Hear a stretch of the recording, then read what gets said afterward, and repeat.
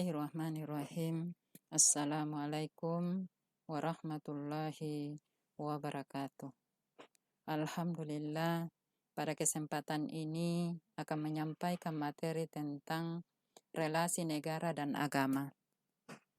Pendekatan secara teoritis tentang relasi negara dan agama bermuara pada 3 paradigma, yaitu pertama, paradigma integralistik, kedua, paradigma sekularistik, dan yang ketiga adalah paradigma simbiotik mutualistik.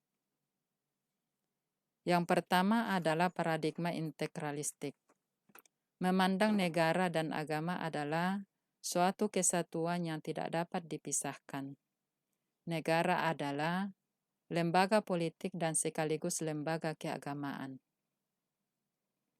Agama harus dijalankan dengan baik, sebab tanpa agama akan terjadi kekacauan moral dalam beragama dan berpolitik atau bernegara.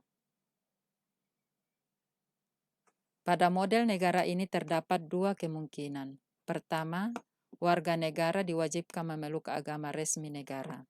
Dan yang kedua, warga negara diberi kebebasan untuk memeluk agama sesuai dengan keyakinannya. Yang kedua adalah paradigma sekularistik. Mengajukan pemisahan agama atas negara dan pemisahan negara atas agama. Paradigma ini menolak pendasaran negara kepada agama atau paling tidak menolak determinasi agama pada bentuk tertentu dari negara. Politik harus dipraktekkan tanpa campur tangan dengan agama. Adapun tokoh utama pengusung paradigma ini adalah Ali Abdul Ar-Rasyid melalui bukunya yang berjudul Al-Islam wa Usul Al-Hukum. Menurutnya, agama tidak memiliki keterkaitan dengan dunia ketatanegaraan. Agama tidak mempunyai kaitan apapun dengan sistem pemerintahan. Agama merupakan masalah privat, sementara negara termasuk urusan kehidupan yang berdimensi publik. Kemudian yang ketiga adalah paradigma simbiotik mutualistik.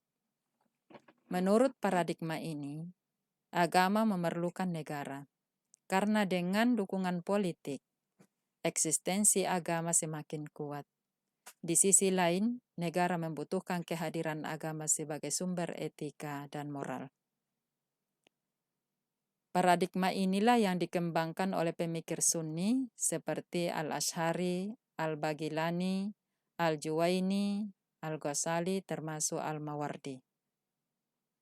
Selanjutnya adalah perspektif pemikiran Islam tentang relasi negara dan agama.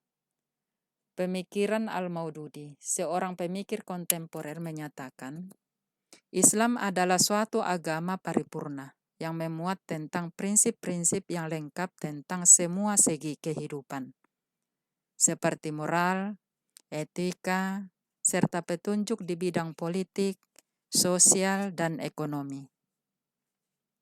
Selanjutnya adalah pemikiran Ibnu Khaldun, bahwa peranan agama sangat diperlukan dalam menegakkan negara.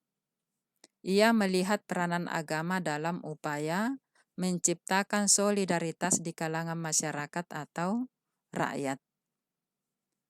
Kemudian yang ketiga pemikiran Sunni seperti Al-Ash'ari, Al-Baghilani, Al-Juwaini, Al-Ghazali, termasuk Al-Mawardi. Menurutnya, negara merupakan alat bagi upaya meneruskan misi kenabian untuk memelihara agama dan mengatur peranata sosial kemasyarakatan. Dan yang terakhir adalah pemikiran Mustafa Kemal Atatürk. Juga memiliki pemikiran tersendiri mengenai hubungan antara agama dan negara. Menurutnya, agama dan negara memiliki relevansi. Namun dalam pengelolaan urusan agama dan negara harus terpisahkan. Demikian materi tentang relasi negara dan agama. Wassalamualaikum warahmatullahi wabarakatuh.